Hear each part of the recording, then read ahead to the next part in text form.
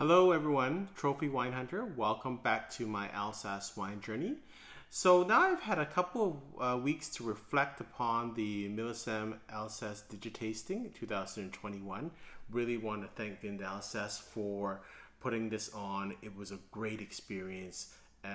It's a really great way to allow people like me to kind of taste these wines, and hopefully I can share this with our worldwide audience. So I just want to kind of put things in perspective. I love, in general, all the wines were quite good quality. I didn't drink a wine I didn't like, I don't think. It was really quite distinctive. I got a lot of generalities and commonalities from the region, and the quality is great, the stories are great. So some of the highlights for me, Domaine Edmond Rentz. I was not familiar with this winery, and it was great. And I'm just going to play around. Sorry, I'm not really looking at the screen because I'm just kind of looking also at my notes at the same time. Edmond Rentz, I was very impressed with this winemaker. The two wines that I really loved was the 2019 Grand Cru from Sonnenglanz with the Riesling, and the Gewürztraminer 2019 from Rothenburg. This is an HVE producer. Go and watch their video. If you can find their wines, you probably can find them all over Europe. Go and get them. They're great wines. They're really fresh fruit. I really enjoyed it. I wouldn't bat an eye if I saw this around to drink it. I don't think they have a distributor in North America, so hopefully we'll be able to get their wines. Leon Bayer, very excited to drink their wines. Had heard a lot about them. They're very famous, iconic winery from Alsace. They lived up to the reputation, which is quite tough. The two wines that I liked the most from them were superstars. They were the Rieslings. They were probably my favorite Rieslings. The 2015, the Grand Cru from Eichberg, the R. de Bayer series. But the one I really liked is from Fürstenberg, 2013, Comme Igesham. That's a Grand Cru Riesling. If you see this wine, buy it. You can age it. The bottle's beautiful. I'm gonna be searching all over the world for this wine. This is like a spectacular wine. You've gotta have this wine. So I think that's something that I would really go for.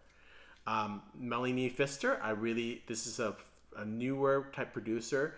I think she's making some great wines, and the one that I liked from her was the. I'm just gonna get it up, pull up on my screen. Let's just get this out here. So sorry. But I thought all her wines were good, but her Riesling was the best of the lot, and I really thought it was quite nice. And that was, let me just pull it up here. I'm trying to play around with this. Let's see, sorry. Yeah, so it was, oh, sorry. Yeah, it was the Engelberg. Yes, Engelberg Grand Cru from 2015. I really thought, again, it was a really good expression of terroir, and I think this is an up-and-comer. Just recapping some other wineries, Domaine Schlumberger, I really liked their Gewürz.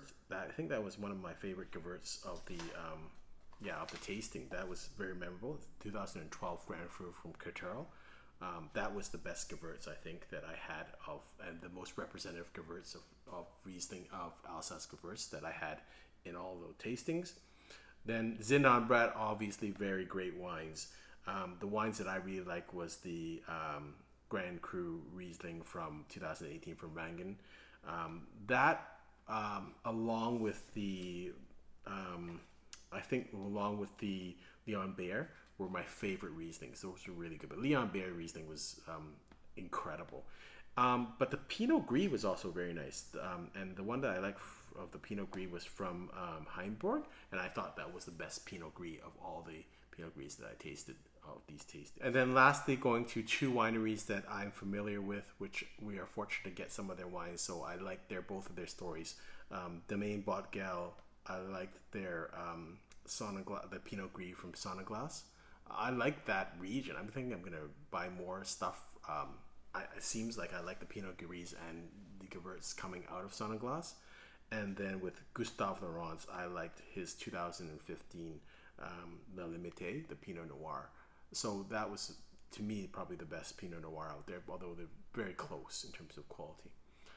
So again, there's some great wines, and I really hope that, you know, with this attention and being able to spread the word about these wines, that, you know, people will demand these wines.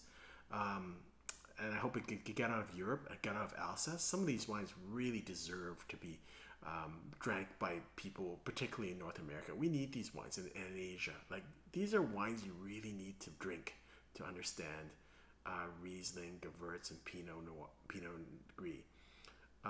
Until next time, happy drinking.